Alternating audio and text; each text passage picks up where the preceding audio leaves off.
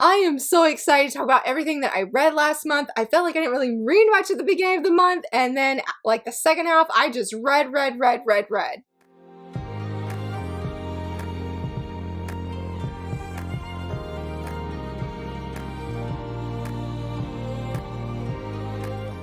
Hello friends, happy Friday, so very excited that you're here. It is my monthly manga reading wrap-up video. I am hyped for it because I feel like I read so many really great things. I feel like my brain sort of did a thing where there was before flu and after flu, because I did no reading during when I had the flu. At least I don't recall it if I did. No, I did read one thing, but it was near the end. I feel like that doesn't technically count. But yeah, and so hopefully the things I read before I had the flu, I could talk about well. I had to do some refreshing to make sure I remembered everything, because even though I loved it and gave it a glowing 5 stars on like Goodreads and other websites, I was like, what happened again? Like, I don't remember what happened. But I roughly read 18 volumes of manga and manhwa, and as always, we'll start with the digital things first. And the very first thing I read was Ichi the Witch, chapters 1 through 3. Now, I have actually read chapters 1 through 2 already, but I really felt like my husband would love this manga, and I was like, hey, you need to go read it. You need to go read it. I was like, oh, you have nothing to read? Why don't you go read Ichi the Witch? And we actually buddy read it together, read it at the same time. It was the coolest thing. Best way to start off the new year, honestly. I loved it. Loved rereading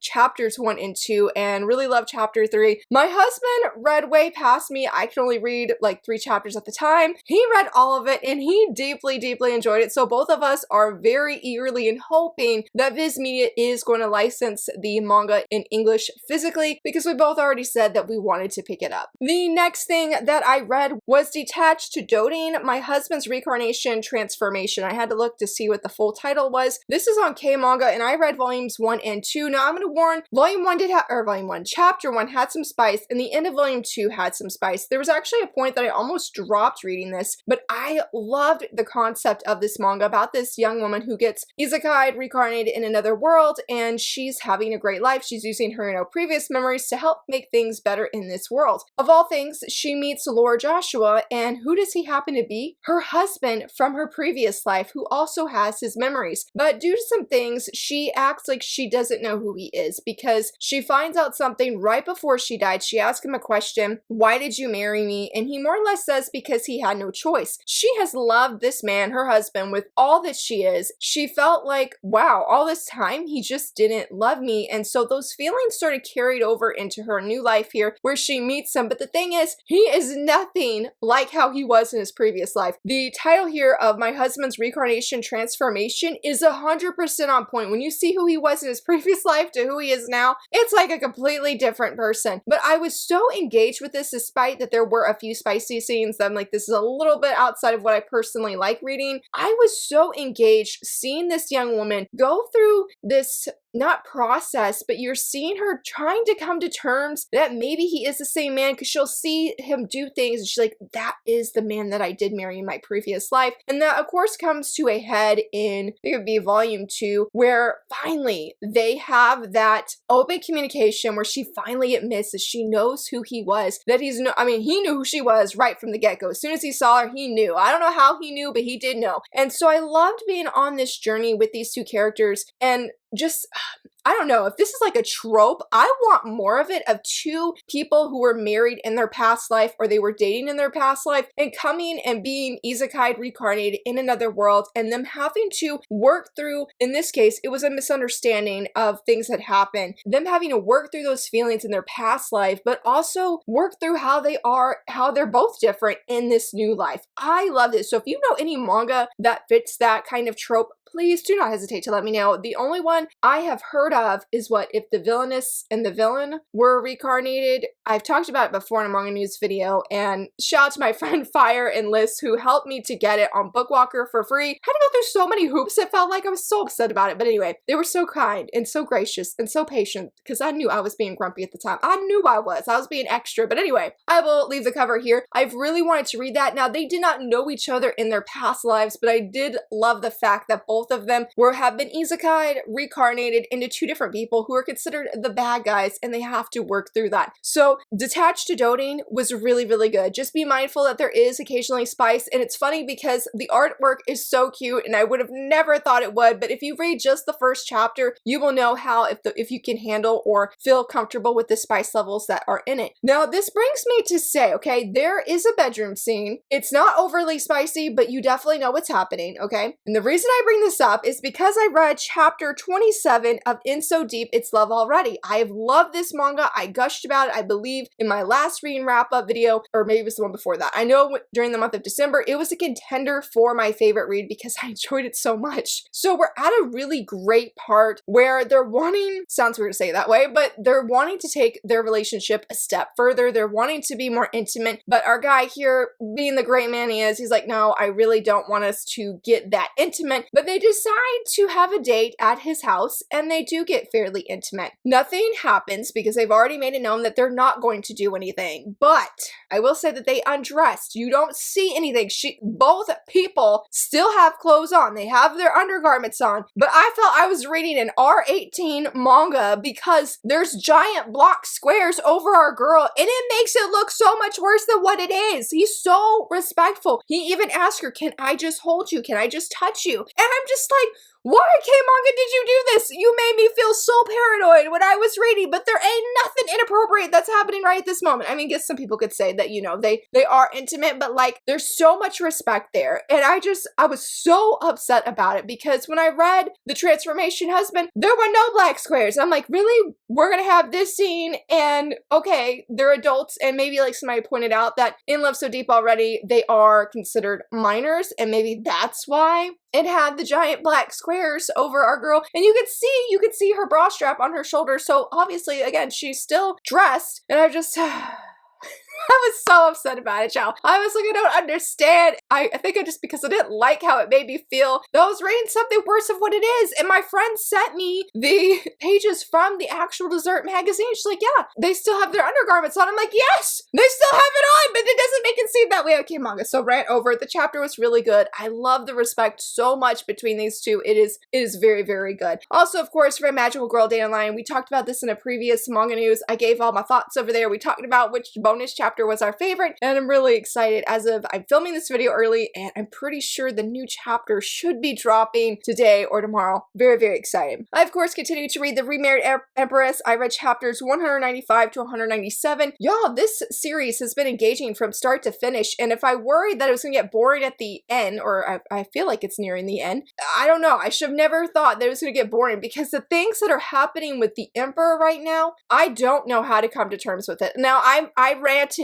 I know I ranted in my previous reading wrap-up video saying how upset I was to feel compassion for the Emperor, and then I caught myself tearing up and how angry I was about that. Seeing how he is now, because he is different, I can't tell you how because it'd be massive spoilers, I feel so incredibly conflicted. It is incredible writing, and I don't know what to do with these feelings, y'all. I don't know what to do, but it's been good. It has been really good, and I am very, very curious to see what is going to happen next, because it's so different than anything I ever imagined what was happening. And last but not least, of course, I read The Dragon King's Bride, chapters 82 to 85. I didn't read any of my other webtoons, like My Boss Doesn't Have a Face, mainly because I was just so behind on everything, and I was like, I want to read these two before the month ends so I could talk about it. Finally, we're finally seeing that character. If you know, you know, and it was a wonderful and beautiful thing, and I'm just like, finally, we have been building up to this moment, and it was so very wonderful. It was so very wonderful, and I just really love seeing Luciana have that fire back in her veins, and honestly, just our leads here, and seeing our male lead take action. Y'all, there was some action. I was like, look, I'm usually not for hesitant to say it. I'm usually not for character deaths, okay? But this felt acceptable in this moment, and I never thought I would say that, but I was like, he took action, y'all. He took action. I was proud that he took action. I feel like our happy ending is in sight finally, and that our family, things will be okay. Things will be okay. So that was, oh wait, I almost forgot. I was about to say it was everything I read digitally. Luciole Has a Dream. I read volume 1. I received a digital e-copy from Remarried Empress, so shout out to them. Thank you very much. This manga, I don't even know what to say, but one thing I will tell you, or two things I will tell you. The first one being, go in blind. Do not read the blurb. I went in blind, and I think that is the best way to experience this first volume. The second thing is, this was really, really good, but keep in mind it is on hiatus. That is very important information to know when it comes to the ending. It is a cliffhanger. It is a cliffhanger. It's hard to put into words of how this manga is. I've seen a lot of people say that it's sort of bittersweet, and yes, there is this mysterious overtone, and I will say if you are a huge fan of really well-drawn art, not necessarily of people, I mean, probably obviously yes, but if you want nature scenes, so to speak, this manga is it. I highly agree with another reviewer I saw that said, this is the kind of manga you read, and every time you go to read it, doesn't matter how many times it is, you will always find a new detail that you did not notice in the other times you read it. And that is just how well done the art is and the amount of details. And I felt the same way, even though I was staring at these pages for, I mean, sometimes probably up to a good minute, I felt I did not fully take in everything. I honestly feel like I could go back and appreciate the art in a different way than I did the first time. So I'm bummed that it is on hiatus. I don't know if I would physically pick this up. I want to say yes, but man, I felt really emotional by the end, and it makes you ask a lot of questions the further you go on and why things are the way they are. You ask questions about the characters. Why are they this way? What is their backstory? What led them to this moment? And it's a really compelling first volume. I give it 4 stars. Again, I'm bummed that it's on hiatus because that cliffhanger was just absolutely brutal. And I'm like, I feel like the peak of the questions that I was asking came near the end. So hopefully this is the same creator as Mr. Villain's Day Off. I'm assuming she's focusing on that series. Hopefully when that series wraps up, though I don't want it to wrap up anytime soon, but hopefully when it does, I hope she comes back to this because I would be very interested and very curious to see where it goes. So I would definitely recommend it. I feel like I didn't really do it justice and explain how good it is, but it is a good read. And man, I felt some feels and some emotions when I was reading. But let's go into the physical things that I read. Starting us off was with manhwa, and that was volume 5 of Dark Moon, The Blood Altar. Oh my goodness, I do not appreciate what the creators are doing to these characters. Things were sort of implied at the end of volume 1, at the end of volume 4, excuse me. We got backstories. It was awesome. It was epic. And then it ended, right? It ended on a huge cliffhanger, as the series typically does. And I was like, okay, I really hope that what was implied doesn't happen. No, it happened. It happened, and it was brutal. I was like, the characters do not deserve to go through this. I was on the edge of my seat. I mean, I have been for several volumes, but this one was on a level of its own. No creator should do that to what they're doing or what they did in the first half to these characters. I will also warn, there is a lot more blood on page. I was flipping through this volume, and I was like, oh yeah, I was like, there's a lot of blood and violence. I mean, more violent than I feel like the previous volumes have been. Obviously, there's lots of fighting. I really did enjoy this bickering, this hesitancy between the werewolves and the vampires of should we work together. They know that there is a greater evil, for the lack of a better word. They need to team up to take down this guy. But they're having some beef. They're having some issues, and so I did love seeing that explored. I mean, the vampires, now that our main dude, I mean, they're all the main guy, I'm blanking on his name, but now that our guy here, he has answers. He knows, he has seen things from the past, and it has changed his entire view, and his brothers, the other vampires, are following his lead and trust him. But the werewolves obviously are not going to trust the vampires because in the beginning it appeared that the vampires are kidnapping the werewolves for purposes that we didn't really know at the beginning. That is starting to come to light. Thankfully, there are some reunions. They're really good. But the end of this, if the beginning was brutal, the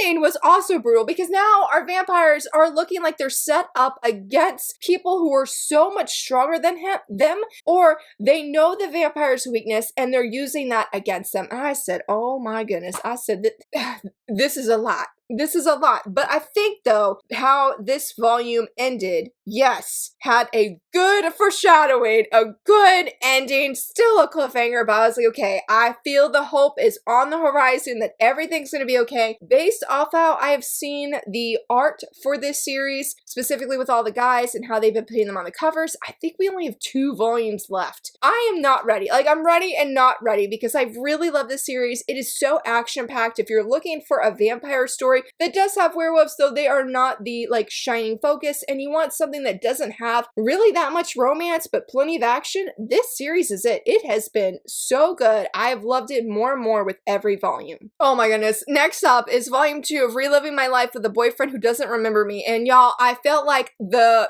angst was so intense that my brain forgot about it, because I was looking at it, I was like, I know I read this twice, and I'm like, what happened? And I started flipping through it and I said, oh, that happened. That happened. It was some pain. It was some heartache and some heartbreak. And I was just like, oh my goodness, I just need a happy ending for these characters. So I really, really love things with Miguel. That is our guy's best friend. Oh my goodness, with our female lead in Miguel, it was so good. And just the friendships, honestly, that are being explored in this volume was so satisfying, and my heart desperately needed it, because our girl, she needs somebody in, as my friend says, her cheer section. She desperately needs it, and I feel like she's starting to get it, but things are happening and it's just hard. It is just hard, hands down. And I read the blurb for the 3rd volume and I'm ready, I'm seated, I'm here for it. I deeply love this series, even though the angst has been so hard. I definitely feel like this is some of the worst angst that there is, because it's just so intense compared to a lot of other things that I'm reading. I thought one of them that was also angsty was next, but it's not. But very, very good. I'm so glad that I came back to the series, that even though after I gifted it to a friend, that I went and picked up volume 1 again, because I am happy to be back in this world, even if my heart is breaking in the process. That is probably why the next thing I read was Haikyu volume 1, but I also read Haikyu volume 2. I think my heart just needed something to heal and cope and have some feel-good vibes. I have loved being back in Haikyu. I am behind. I was trying to do a volume a week, but since I got sick with the flu, I didn't read anything for those 2 weeks, so I am behind, but I'm still so excited to be back in this world. It has been amazing. I've looked at things differently, seeing the foreshadowing that Sensei has just sort of sprinkled throughout has been so incredibly good. I appreciate this story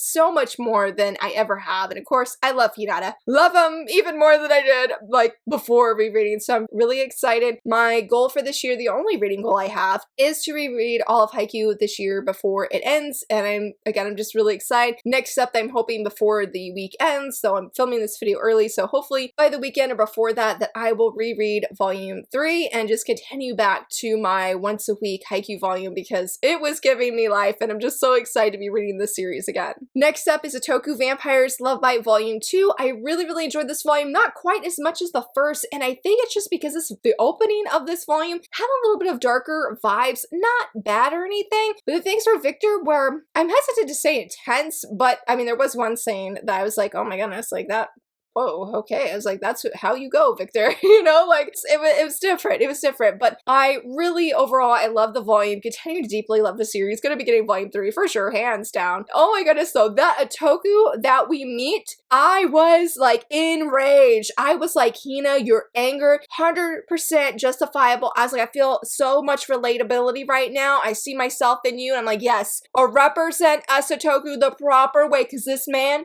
he ain't legit. He ain't legit. I don't like him. I don't like what he did. I don't like what he did, y'all. And it was funny because I was talking to, oh man, I remember outside too, but they're like, oh, I sort of like him because he did what he did. Me, on the other hand, I'm like, I'm so angry. So it's really fun to hear how people react to different things, specifically in this volume alone. But the romance, oh my goodness, the romance is romancing. I'm really, really excited for it. So I can't wait to see where volume 3 goes. And Victor, I hope things go well for him, because he wants to serve his master, and he had that one moment, and I think it's just stuck with Hina ever since, and I don't know if he could redeem himself, but he's trying so hard. He's trying it so hard, and I hope the best for him in the next volume. This was, I'm not gonna say it's my favorite read, because it was my favorite read of 2024, and that is Class of the Chance of Delinquent. I love this manga so much. I loved rereading it again. It was everything, and I'm still heartbroken that I got sick and I couldn't do a first impression on it, because I was so excited, y'all, to gush about it. I'm like, it's okay, Laura. I'm like, your chance will come again. Don't worry about it. Don't sweat it. There's so many good things coming out this month that I unfortunately know that I'm not doing a first impression on this, even though I really wanted to. But please know, I feel the hype is still real.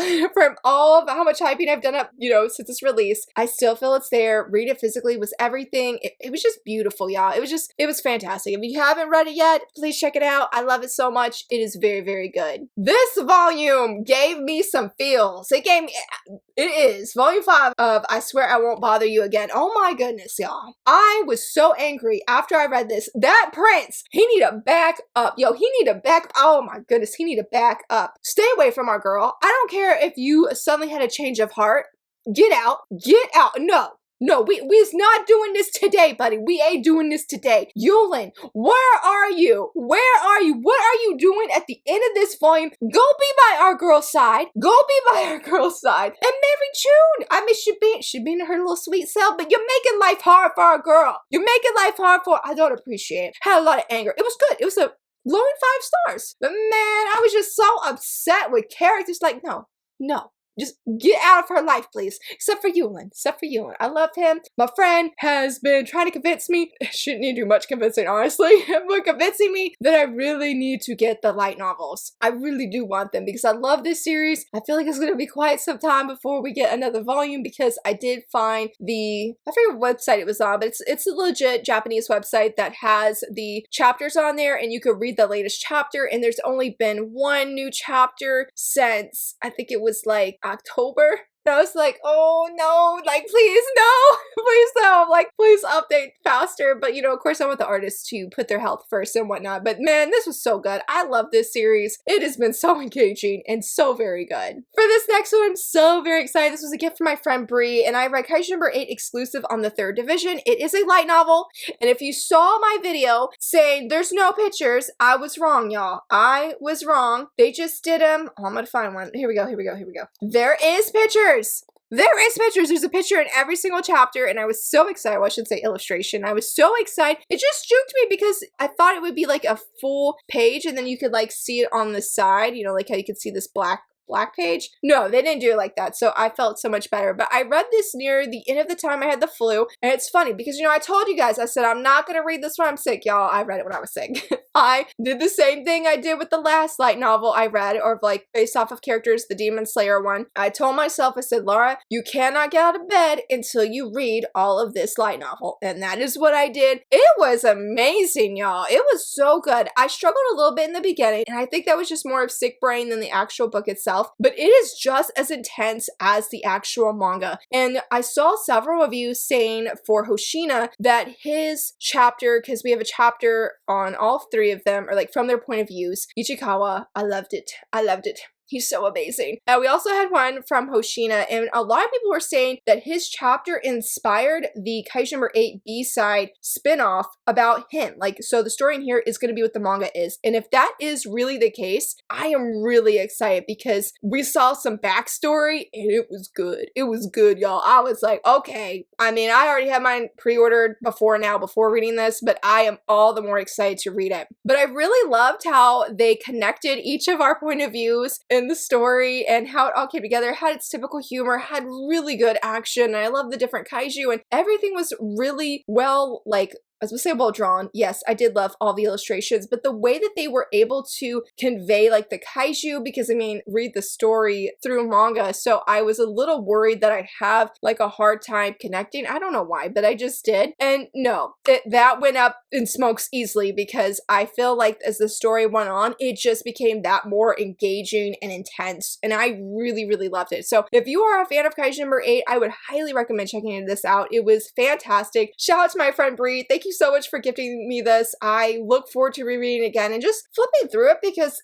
I loved all of them. I mean, obviously I had some bias towards, you know, certain characters, but overall I really, really enjoyed it and I'm so glad I read it. I mentioned in that Top 5 Wednesday video of books I wanted to read, right? And I mentioned how I forgot that I even had this, and that is volume 8 of the Eccentric Doctor of the Moonflower Kingdom. This was everything though. I loved how this arc wrapped up. It was really, really good. There was like just a hint of romance, Oh man, I was just honestly really excited to see growth in our female lead and how she is growing as an individual, as a doctor specifically. Sorry, I was laughing about some things that happened with our prince and him being called out. Like one of my favorite moments is, oh yeah, there was a reveal. There was a reveal of a character, y'all, and it was a good reveal. I can't tell you what it is, but yeah, so they're trying to escape, like the prince, and he has been in captivity for quite quite a while, so he hasn't had much to eat or much to drink, and he's sort of weak, I guess you would say. But it's funny because he's like, I've been utterly mocked for my lack of muscle and my lack of definition, but I'm not so weak as to lose to some commoner. And I love how they're like, who would ever dare say that to him, that he's weak? And yeah, you know who said it. Kyoyo was the one who said it to him. So I really enjoyed that moment.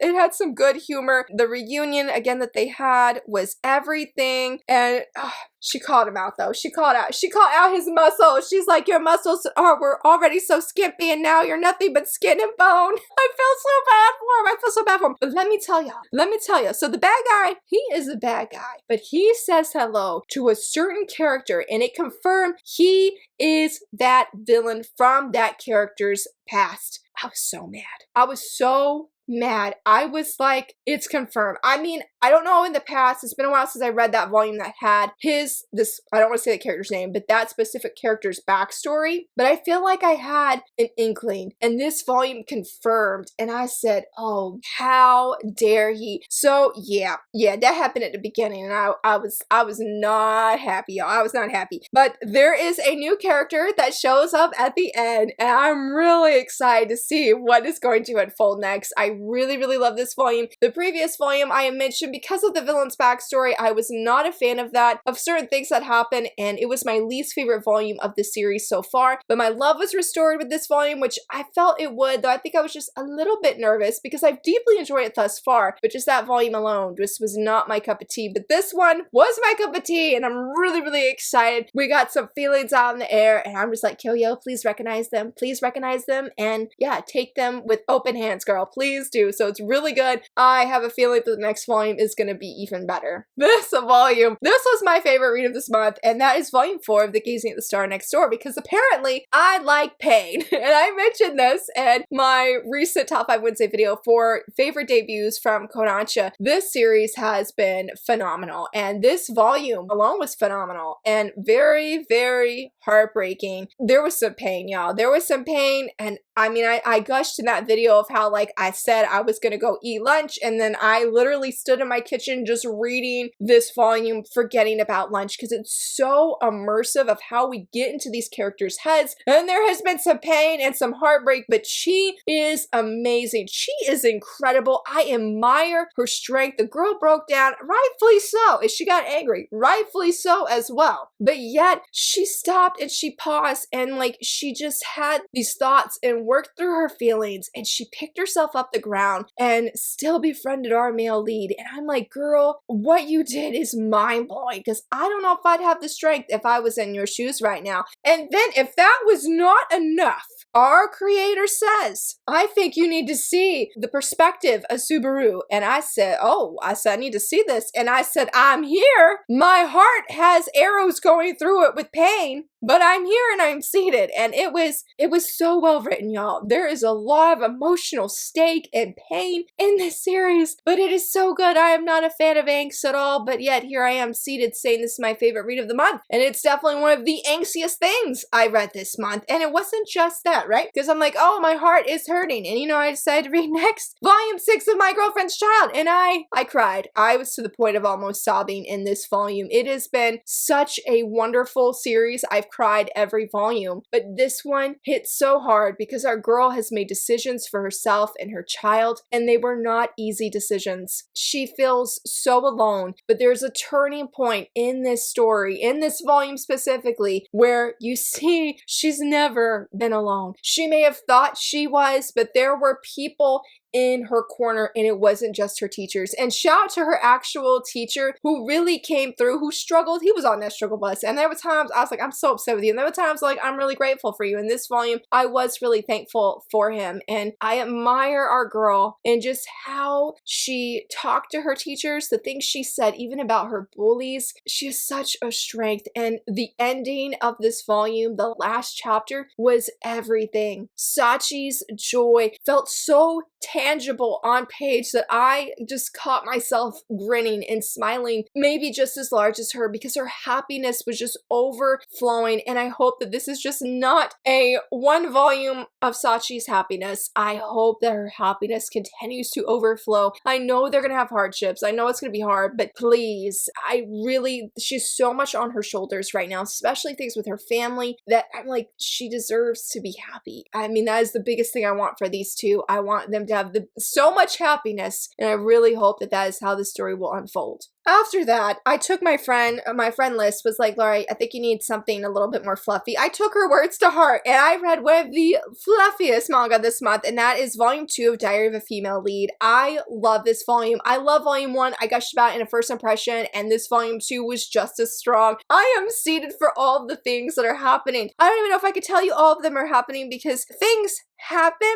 That's all I can say. That's all I can say, because I was like, I am actually going to go into spoilers if I say too much, but I really, really love this volume a lot. It was fantastic. Loving the direction of the series. I'm excited for how things ended, and I'm just seated for the next volume. This one though, Usotoki Rhetoric volume 10. It was wonderful. It was wonderful, but it was the final volume, and I cried when reading this as well. I'm so thankful I didn't drop this series. I feel like I mentioned after volume 7 or volume 8 that I did not like the direction of the romance. The creator said, hey, calm down, Laura, calm down. Just keep reading. And I'm so glad that I did, because I've loved this series deeply. Kaneko is amazing. Seeing her journey as she has grown as an individual has been everything. And the romance, y'all, I would not call this a romantic series by any means. It has romance, but it is not a romantic series. Even in this final volume, it was not the focus, but it was beautiful. It was exactly what I pictured, envisioned for these two.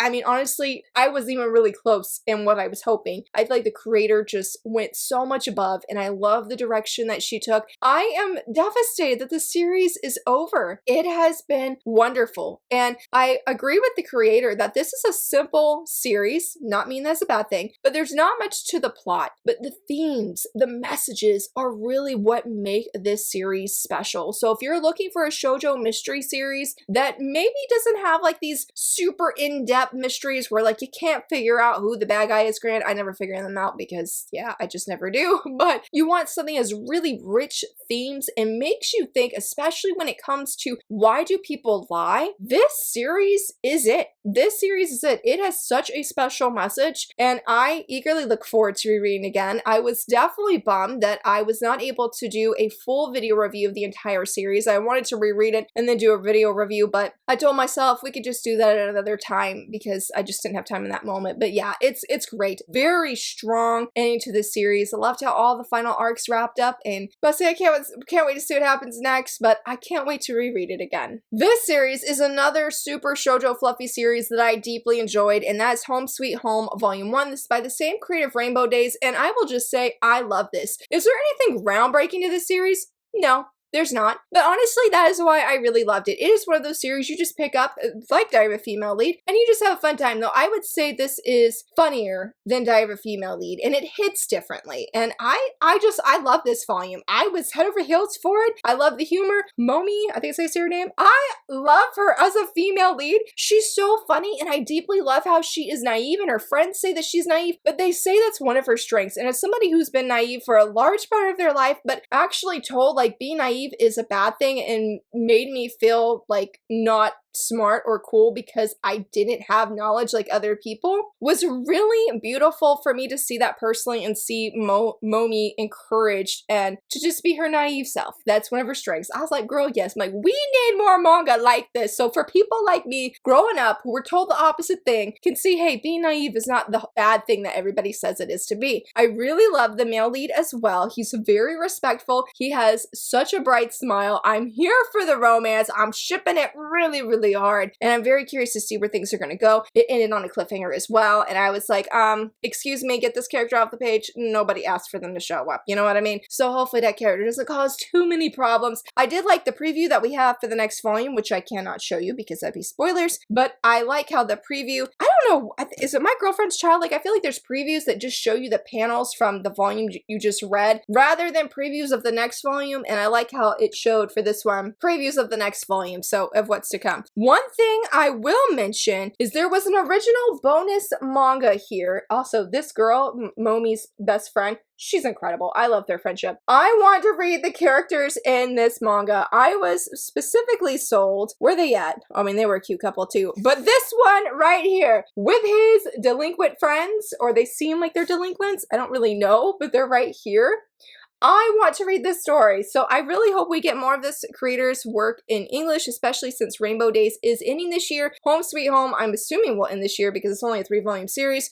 Nice, good chunk. It was fantastic. I would highly recommend if you're just looking for something that doesn't have like groundbreaking plot, just a fun read and just a good time, this series is it. I am seated. I think I already have volume 2 pre-ordered, but if not, I will be pre-ordering it. For my final read, I told myself, I said January will not end until I read my beloveds, and that my beloveds in My Secretly Hot Husband. I loved it. I loved it. I love being back so much. The cliffhanger I didn't appreciate though, because when I read the first time, I didn't have to worry about the cliffhangers, and I said, oh, that's where we gonna end? That's where we gonna end? Like, oh, I'm sorry to everybody who hasn't read ahead. I'm sorry, but it's gonna keep getting better and better. But oh, I loved it so much. It was just as amazing as the first time. I have mentioned this is my favorite read of 2023. Still stands. I mean, I told myself I couldn't do Glasses or My Secretly Hot Husband for my favorite read this month. Technically, I probably should have done Gazing at the Star Next Door because this is my top 3 favorite reads of 2024, but it is what it is. But it was so good. The art's amazing. I am so excited. I think that I don't know if it was quite this in-depth,